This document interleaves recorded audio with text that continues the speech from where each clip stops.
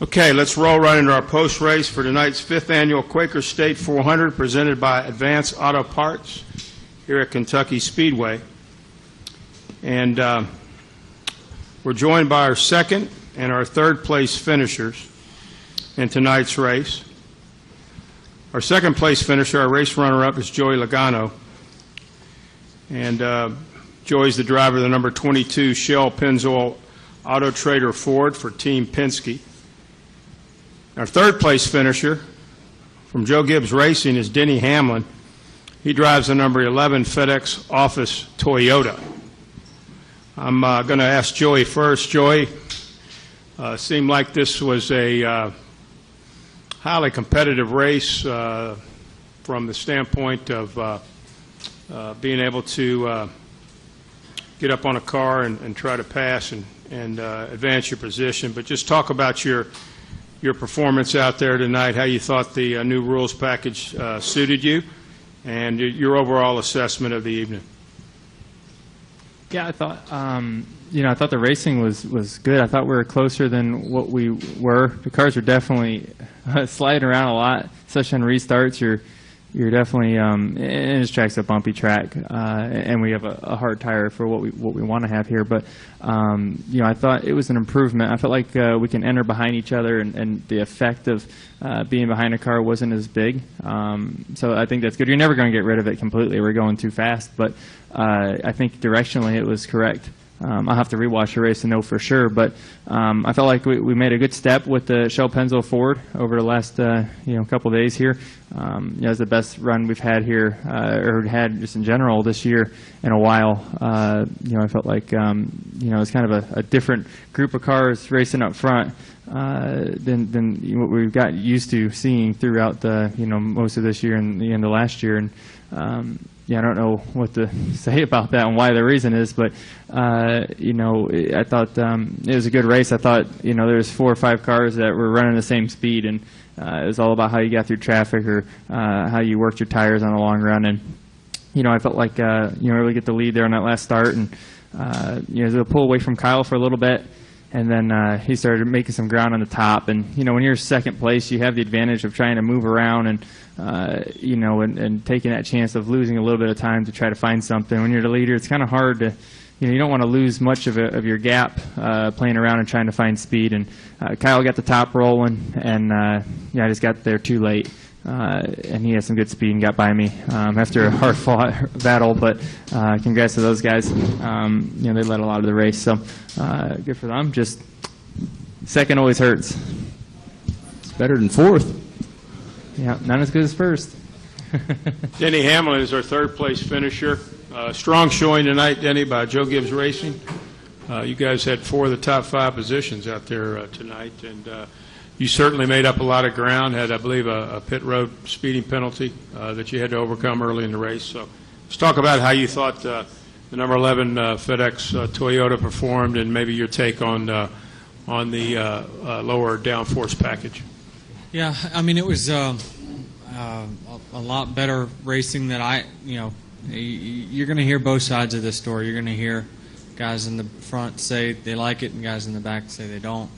But this is I came from 2 laps down. I passed a ton of cars throughout the day, and there was a pass for the lead inside of 15 laps to go. So can't really complain a whole lot. 15 or 20 to go. Can't really complain a whole lot about that. Especially this is a very tough racetrack to pass on anyway. And like Joey talked about, we don't even have a tire honed in on this racetrack yet. Earlier in the day, I blew a right front, and from abusing it, I've blown tires the last 2 years in a row here.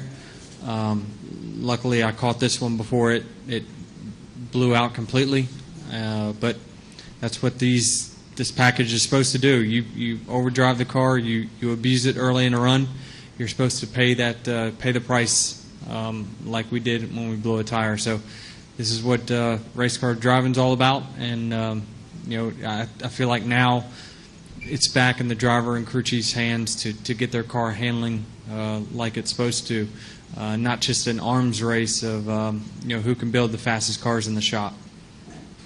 Thank you, Denny. Carl Edwards from Joe Gibbs Racing, the driver of the number 19 Comcast Minions Toyota out there tonight. Carl, nice run out there this evening. Just to talk about your run out there, certainly you scooted up there to the front of the field and were up there most of the evening. Just talk about how you thought things went out there for you tonight.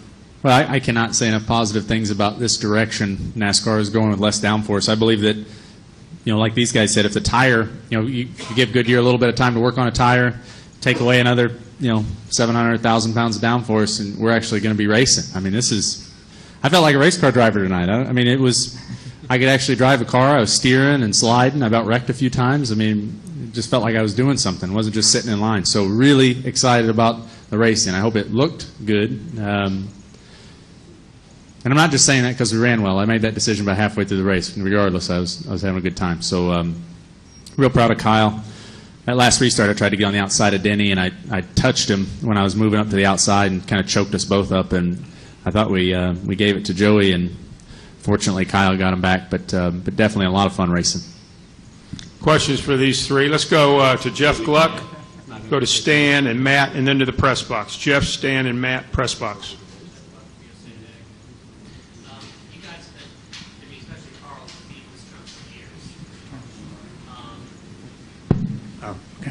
You guys have been beating this drum for years, especially Carl. Denny, the whole Drivers' Council concept and everything is, you guys really wanted NASCAR to go this direction. Is there any sort of satisfaction that this was sort of the driver's package and it worked well? Not only what you guys are saying, but on social media as well, it was very well received tonight. Is there any sort of satisfaction among you guys like, hey, we were right? Well, I think it's just one race, and but we've all driven right behind cars, and I have been right on the right rear quarter panel of guys tonight, and it didn't affect my car nearly as much as it did before. Now, I think we can make it better. I don't think that I think this is just a first little bits and pieces, but I don't think we need to shove in anyone's face, especially NASCAR, that, hey, look, we were right, because it's up to the fans and the media to tell us whether it was a better race or not. You look at the stats maybe and see how many passes there were today, but I know this race has been a challenge for passes in the past, no matter what package. So I think that they figured they could only go up from where they've been at this racetrack in the past. So I thought, definitely from my perspective, I saw a lot more passing going on. I'm not exactly sure what the question is, but I just want to say one more time, I had more fun racing tonight than I've had on a mile and a half in a long, long time. So to me, that spoiler cannot be small enough. It's stock car racing, and like Denny said, we're all in this together. NASCAR wants this to be the best product on the planet. And after some of the conversations that we've had, I'm really impressed that NASCAR tried this package. I think it says a lot about their willingness to try different things, because I don't really believe this is the package they wanted to try, and so that means the world to me. I think that's really cool. All right. Go ahead, Stan. Stan Creekmore with RPMTonight.com. Kind of similar, but how anxious were you prior to the start of the race, given that most of the practice was rained out, that this was going to work out as well as it did tonight? I was anxious since Wednesday, and then you sit there in the rain, and then Thursday you're going even crazier, and you just can't wait to get on the racetrack. And maybe just because I can't sit still in general, but I thought for the limited amount of practice that we had, I thought guys did a good job getting their cars driving decent. I went into turn one the first lap of the racetrack or the race, and I slid up the racetrack and slid all over the place. And I was like, whoa, okay, this is not what we're used to here. I need to obviously change what I did on restarts to try to make the most out of it. So you got to go back a few years of what you used to do to make speed with your car and pass cars and work traffic and stuff like that. So I was anxious to see how it would work out. I thought the product was like Carl and Denny said. I think the product on the racetrack was good. I thought it was better. But like I said, we got to rewatch it. We got to look at the stats and all that. But I do think, from our point of view at least, it seemed to be better. From everyone else's, we'll just have to wait and see. Let's go to, who had the mic next? Let's go to Matt, we'll go to Nate, and then we'll go press box. Matt, Nate, press box. Matt Weaver, Autoweek.com. For all three of you guys, Matt Kenseth kind of insinuated the next step to take would be to take away the driver adjustable track bar because he felt like he could pass easier than ever before, but once he was able to make the passes, he was able to dial in his car and defend and kind of prevent guys from passing him that way. Do the three of you guys agree or disagree, or where do you stand? I don't know what these guys think, but to me it seemed like as the race went on, or even as the runs went on, people got everything dialed in, and it did become harder to pass. So I second Matt's opinion. I think that driver adjustable track bar really, if you get rid of it, it makes guys have to suffer longer, until they can get to work on their car, and that's what you want. As not a Gibbs driver from a different party, I agree. I think you make passes by figuring out the weakness of the other person in front of you and how you take advantage of that. If you can fix that weakness, how do you pass somebody? So I think directionally, eventually maybe we can get that out. But it's in there. That's the game for everyone. It's the same for everyone. But it does take a lot out of the crew chief's hands during the race. And like I said, when most passes are made from cars that are ill handling. And if you can, crutch it to the next stop, I think it doesn't help the racing, but it's there. I think we're all handling it fine. There's also times that you can fix your car to try to pass cars and make passes, so it can go both ways. I agree with Matt and these guys that typically, passing comes from one car having more speed than the other, and typically when you can stick a Band-Aid on your setup until the pit stop by adjusting your track bar and fixing your handling issue, typically that gets everyone running the same speed, and when everyone runs the same speed, there's no passing. So you have to have disparity in speed. There has to be fast cars and slow cars. That's what makes for passing and racing. So if everyone runs the same speed, it's gonna be like a train. So I think that it does Band-Aid us to get to that next stop. Let's go to Nate, then we'll go to the press box. Nate Ryan, NBC Sports. If I could have all three of you address this because it's applicable to all of you. At the mile-and-a-half tracks this year, it seems like it's been mostly Stewart Haas and Hendrick Chevy shows, and none of those cars were in the top five tonight. It seemed like it was very much a Team Penske versus JGR battle. Is that a sign of a shift? I know Kentucky isn't always the best, isn't always indicative of mile-and-a-half performance because of its surface. Is it because of the package? Is it maybe indication of a shift in the balance power? Well, last year I think it was Penske and Gibbs too. Even when Stewart Haas and Hendrick were pretty good, I think this track is good for our two organizations. So, if you take the same package to Texas, you might see those guys right back up front again. So, I think that these Penske guys especially really got some great stuff going on here, and obviously we had some good setups as well. I blew a tire early last year, so I watched the whole race, and it was a Penske-Gibbs race. Yeah, I agree with Denny on that. It does seem like, directionally we've gotten more speed over those guys, but this is a very unique racetrack.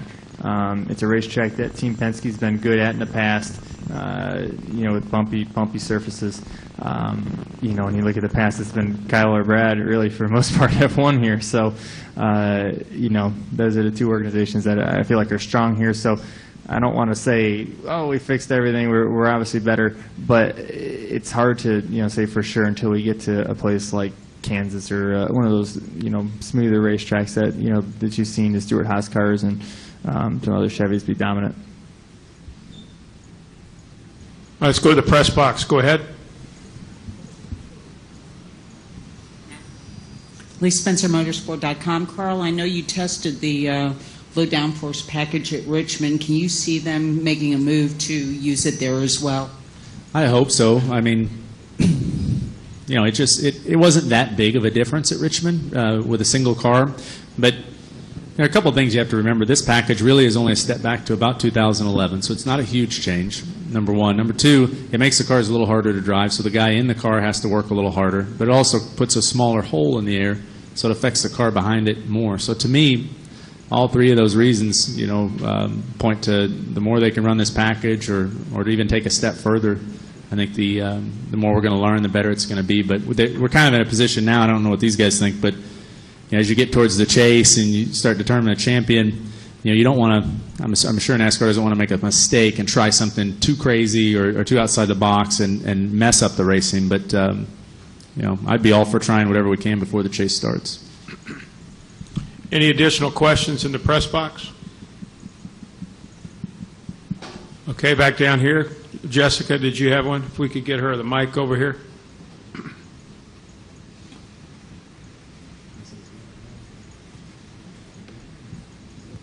Jessica Ruffin, NASCAR.com. Apologize if this has already been asked. Just wanted to kind of talk to Denny and Carl about JGR's run tonight, all 4 cars in the top 5. What does that mean for you guys as an organization, and what does that mean for your success on mile and a half this year? We've just been working very well together as a group. I mean, Denny was basically my counselor the other day after practice. I was so frustrated. I thought my car was terrible. I went straight over and talked to him, and he helped me a little bit. I think overall the group's been working very well. TRD. I'm the new guy, but yeah, it was pretty screwed up that Denny's the counselor of the group. But anyway, yeah. So it's a good group, and it's cool to be a part of it. And these guys, they really push me a lot. I mean, it's cool when your teammates are this fast. It's really neat for me. Yeah, I mean, I agree, and really, the 4 drivers that Joe Gibbs Racing has said that is going to lead them to a championship have not been working together that long. We've only had Kyle for a few weeks now, so we're starting to build that chemistry, and obviously, anytime you have a driver of caliber of when Kyle came in, Matt, and now Carl, it just continues to push you to go faster and push you to do your job better. And, that's what, when you can feed off of each other like that, that's typically how you get to an elite level. And so this is just one race, but obviously it's a big night for Joe Gibbs Racing. Never had all their cars in the top 5 since they've had 4 cars. So this is a great night, and obviously a great night for Kyle. Just a couple things. You guys were talking about the passing. We keep a lot of those stats. We just got those in. For green flag passes throughout the field, there were 2,665 of those tonight. And the most ever here at Kentucky Speedway was the first race here in 2011. That was 1,147. Sold. Keep doing it. Ship it. Hang on a second. Oh, get your glasses out. Come on, Kerry. Okay, my bad. My bad. Hey, those sounded good. Just go with them. Yeah, that was good. that's good. No, That's good. I was reading it wrong. There were total, though, this year of 2,665 green flag passes throughout the entire field. Last year, there were 1,147. Last year, there were 1,147. Now, there was a record 22 green flag passes for the lead throughout the entire racetrack, and that is a track record. Previous best was 19 in 2011. So these guys over here did the job, but certainly there was a lot of passing throughout the field here tonight. Well, you're in charge, so you just tell them that's what we need. Denny, thank you. Right over here, Stan. So do you guys make a quick phone call to NASCAR and say, hey, let's do something similar to this at New Hampshire next week? So did I get that right there, Ford? Come on, all 3 of you, speak up. Yeah, I mean, like I said, to me, I felt like I was actually driving a race car tonight. And so I think the more we can do, the better. And I don't know about New Hampshire, but it doesn't matter to me. We show up at the racetrack with no spoilers on them. It just doesn't matter. It's racing, and it's supposed to be hard. And I think tonight was tough. And like these guys said, you don't pass people because everybody's going the same speed. You pass people because they're making mistakes. And I don't know about you, but I don't think I had a perfect lap tonight. It was tough. Every lap was tough. I think it'd be hard to do that. You gotta have a little bit of time. These guys have been working hard on their cars and getting ready. Yeah, it sounds pretty easy, I'm sure, but and it's something that we'd all, if it happened, we all can figure it out and go with it, and we'd be fine. We wouldn't complain about it, but I would assume they'd say they have to give us a week or at least to kind of get ready. But hey, if not, we're good. Yeah, I mean, as much as I love it as much as Carl, but I think if it's something that you want to go with, then you need to give everyone a month heads up. You know, like we're beginning of July now. If you tell everyone from August 1st on, we're running the package, it'll at least give the team some time to prepare. I think, you know, like everyone's prepared their car for New Hampshire, and really if you take the spoiler off there, you're not really going to notice that big of a difference. So I think the tires tuned into that package there and everything. So, you know, we've been away from home a lot, and these team guys are running ragged right now. A lot of them have to turn around and go right back to a Chicago test tomorrow or on Monday. So eventually we got to just take a breath and give these guys a break. Final question right over here, Dad Tilley. The package here was much less spoiler. Down the road at Indianapolis and Michigan, you get more spoiler, trying to develop maybe drafting on the big flat track at Indianapolis. You given any thought to how that will pan out? I mean, we're hoping it pans out as well as tonight did, but any thoughts on that? Okay. I'll take that, I guess. I think having track-specific packages is a good thing. I look at Indy is one of the crown jewel events of NASCAR, right? You get the Brickyard 400, Daytona 500. Those are the two biggest races of the year. We can't afford to have a bad show, and I feel like we've had some not very good racing there in the past. You know, the racetrack's just hard to race on for our race cars. There's not a place that we can get clean air to try to catch up the cars in front of us. It's a single groove racetrack. So the theory is, you know, you look at IndyCar there. That's one of their best races because they can draft down the straightaways. And I think you know, directionally, that's what we're going to try to do at a racetrack like that, where the speeds are high, we're on the gas a lot, and it's super, super hard to even get to a car. Hopefully we can make the runs and be able to you know, see cars draft up and be able to pull out. We're talking a 9-inch spoiler, and that's huge. I think it's going to be you know, pushing a boulder through the air, and it's not going to be, you know, we're going to be on the gas a lot. We're going to be wide open a lot. You know, obviously, you know, horsepower is going to show a lot when we go to a racetrack like that. And obviously, a lot of people will be obviously trying to trim their cars out without much drag on the cars. So we'll have to wait and see. I mean, there's a lot of unknowns, but directionally, you know, we got to try something different there because that's one of our most important races of the year. Very good, guys. Thank you very much for putting on a great weekend, and we'll see you in New Hampshire.